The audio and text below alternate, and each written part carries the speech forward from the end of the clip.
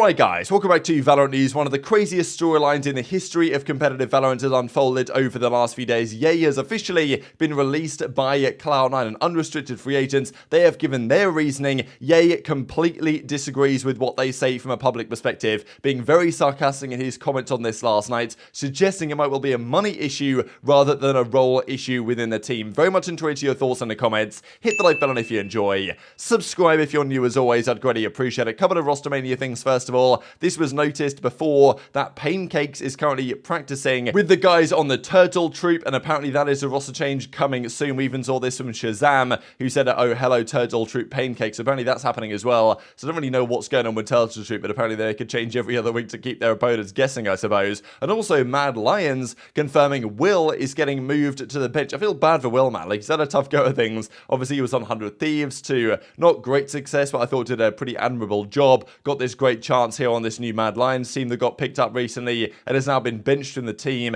So yeah, tough scenes for him, as he says, looking for a team as a free agent, had some time to think clearly. I think this is the best course of action. So he's going to move on from that team, but unfortunately I think for Will, hopefully, wishing the best for him in the next adventure. But the real key rostermania storyline of the last few days has been the Cloud9 situation. Even as Curry says, I didn't think anyone would get removed faster than me from Cloud9, but that has indeed now occurred, with Cloud9 Valorant yesterday confirming an update on their Valorant roster. Now, I don't really know why they kind of do things in this way. You've got the head coach here, of course, you've got Jack Etienne, and they're sitting down as if they're being held hostage somewhere, just discussing the state of the roster. Now, basically what they said here is that, the team, they spent a lot of money to form this team. Obviously, of course, we know that. We know that Yay had a pretty significant buyout from OpTic. It wasn't probably immense. I think even George Geddes said last night that Cryo's buyout was bigger than Yay's was, but Yay was getting paid mega salary. We don't exactly know what salary Yay was on, but something in the ballpark of like 750k plus a year wouldn't have been too ridiculous to consider. So, I don't know. Yay was on a lot of money, obviously. He joined this team, and it's a bit of a strange team dynamic, right? Of course, Yay, you'd have thought would have been the duelist for this roster, and at times was successful in that position, but then sometimes Yay was on like the Sage, and it was all a bit strange what was going on. Of course, we knew their roles weren't great. Even Matthew Elmore, the head coach, said a while ago now that the team isn't really working too well in terms of roles, and they went to the Sao Paulo event. They dominated Paper X in their first series, said goodbye to them. Matthew Elmore got his revenge for the guard days, and then they got destroyed in map 2 and 3 versus DRX, and now they're like, yep, the team isn't working, it's time to go. So Jack Etienne, that's what he says, is like, look, we had high expectations here, they failed to deliver them. Now, I'm not sure I fully buy this, right? At the end of the day, it's event 1 of the season. They defeated a pretty strong Paper X team in dominant fashion. They lost to DRX, who could be the eventual champions, who knows? Of course, they play Loud later on today, we'll see in a second. And now they're like, no, it's not working, it's time to go. Now, look, I agree, the team wasn't great, there were some issues with the roster, and I think it makes sense for them to just consider some moves. But dropping Yay is such a remarkable change. Now, he does go on to say here that they will potentially make other changes down the line, and maybe Vanity or other spots are far from guaranteed to be safe. But basically what they say is, this was a role issue, and it makes sense for them to remove Yay in order to fix the roles on the team. I don't really buy it. One of the big things addressing, the role issues that have, been around Cloud9 even before I came here, we are still trying to figure those things out. And so we're more so looking forward towards the future of the team with everything, that we need to try to correct some of these things because, comps are going to keep changing, metas are going to change, and, flexibility and role issues are something we need to continue to look forward to, like addressing and fixing as the team goes on. The reality is, considering the players that are on this team and the cost of this roster, we all had very high expectations of how we would do, and we weren't meeting those expectations. And because these role issues weren't getting cleared up, after working on this for some time, we decided it's probably best to mutually part ways, let Yay figure out what is the best team for him to be on while we sort out these issues without him. We are performing tryouts and trying to, come forward with our best foot forward on the roster. And my goal is obviously always to, move things forward in terms of things. And we're trying to find the right fit and may even be making more changes to the team in the future.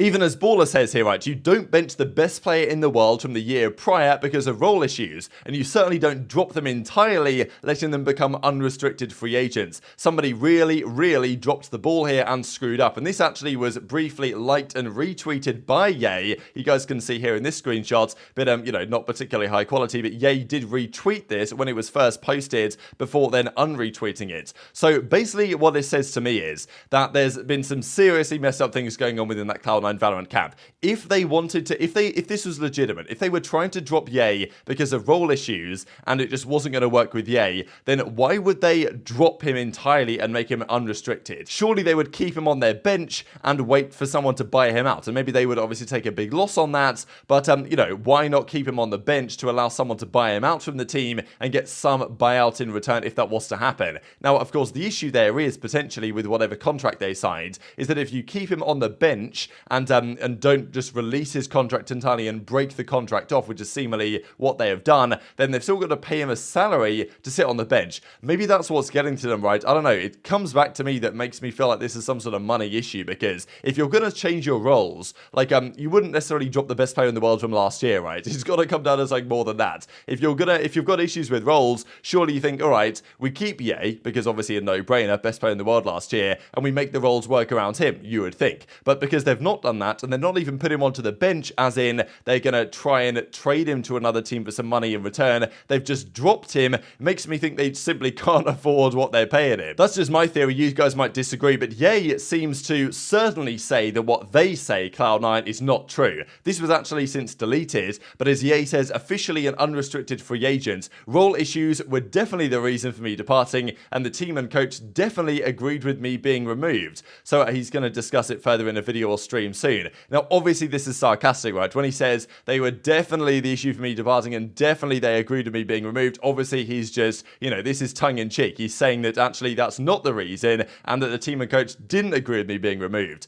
So, you know, that's maybe why it looks like Matthew Elwell's being held hostage a bit, because he's got to give this reason that Yay says the coach and the team didn't want Yay removed. I mean, okay, like he says the opposite, but read between the lines here, right? What he's actually saying is that the team wanted him to stay and the coach potentially wanted him to stay as well, but maybe they were given reasons by the higher-ups and maybe Mr. Jack Etienne and the Cloud9 like higher-up guys that no, we are doing this, Yay is going to be gone, and effectively screwed him over in the sense, right? Because Yay now is in a tricky spot where the other teams have got their rosters selected, they've got their rosters sorted out. Yay had the chance in last off-season to go to an EMEA team, to go to other teams maybe in North America, chose Cloud9 because they had the most money, because they had potentially a super team, as some were calling it for some reason, and now he believes, understandably, he's been heavily disrespected since deleted that tweet. Actually, maybe he felt like it was a little bit too far, and or maybe he got some, you know, DMs from people at Cloud9 to say, nah, this isn't, you know, I don't know, right, this is a weird situation. But yeah, where is Yay going to go next? Another key question. Before we get to that though, Chet says that's some disrespect, good luck, Jake. Even Zom says, welcome to Untamable Beast, right, the team that they could run in Challenger side.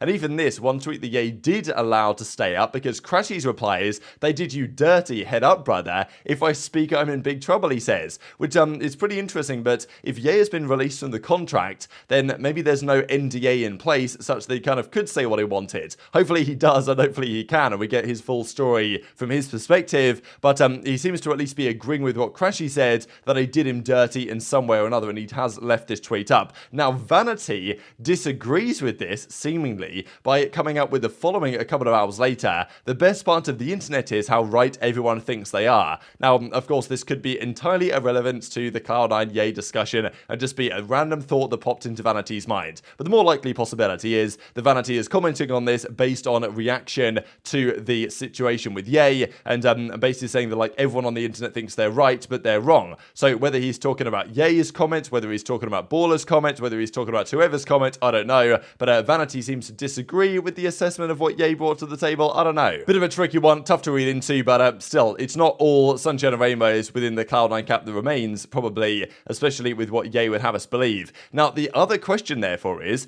where does Yay go as a result of this? Like, what happens next to Yay? He's unrestricted. Anyone can sign him with no buyout at all. That's good for Yay in one regard. Now, he's not being held in contract jail by Cloud9 as they could do, but if he was held in contract jail, they would be still having to pay him an awful lot of money. So, you know, he wouldn't like it, but, you know, he could probably deal with it in certain regards. However, now he's not getting paid anything. and he's going to have to sign somewhere else. Now, is there another NA team in franchising that wants to make this happen? Evil Genius is, look, Jorgemo's a decent player, but if they were to bring Yay in, they could seriously make waves. The issue is, though, the players in the other roles around the league right now, what Sentinels have got going on, what NRG have got going on with Artis, and of course what 100 Thieves have, like, are they going to replace Yay? I mean, look, Cryo into, and also, like, Cloud9 have got to find a replacement, that's the other question, but, like, could Sentinels get Yay? Could 100 Thieves get Yay? Would NRG get Yay? NRG is maybe the most likely, just because, of course, it's the OpTic core, and the funny thing is, right, that Som and Artis, the two replacements for Yay and Marved, like, are both, I mean, Yay and Marved are now both available, unrestricted free agents. They could, if they wanted to, straight up reform the OpTic team.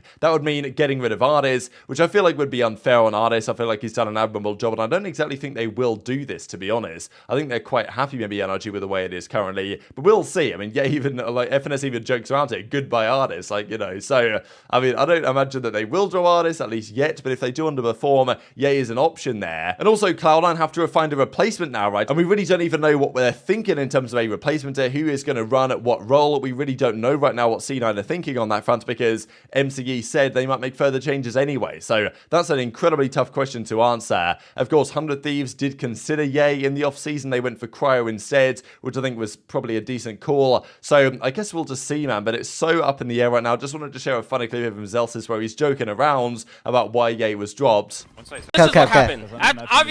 Obviously, after you guys just witnessed that round, okay? We lost Brazil. We were told, we got the call.